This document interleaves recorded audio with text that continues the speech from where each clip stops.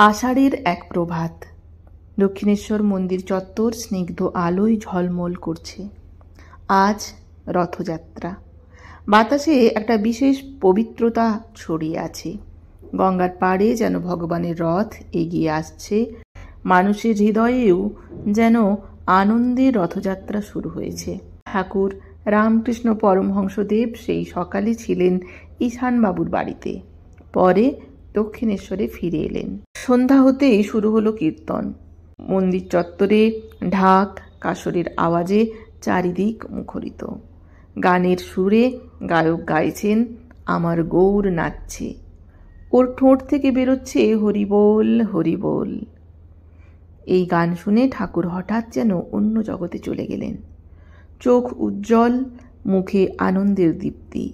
ধীরে ধীরে নিজেই গাইতে শুরু করলেন, গৌর নাচছে আমার গৌর, হরিবোল হরিবোল। তারপর তিনি নাচতে লাগলেন। একদিকে মাথা কাঁপছে, চোখ দিয়ে অশ্রু গড়িয়ে পড়ছে, শরীর যেন স্বর্গীয় আনন্দে ভরে গেছে। কাঁপতে কাঁপতে তিনি বলছেন, আমি গৌরকে দেখছি, সে আমার শরীরে নেমে এসেছে, আমি নেই। ভক্তরা হতবাক, কেউ কাঁদছে, কেউ প্রণাম করছে, কেউ আবার স্তব্ধ হয়ে বসে আছে। ঠাকুর তখন এক শিশু, কখনো নাচছেন, কখনো কীর্তন করছেন, আবার কখনো একেবারে চুপচাপ দাঁড়িয়ে রয়েছেন, চোখে অদ্ভুত এক দ্যুতি।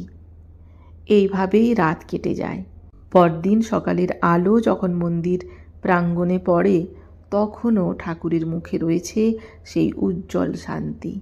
তিনি বলেন, এই তো রথযাত্রা। ভগবান যদি হৃদয়ের রথে বসেন, তবেই তাঁর যাত্রা সার্থক হয়। হরি বল হরি বল হরি বল। জয় জগন্নাথ।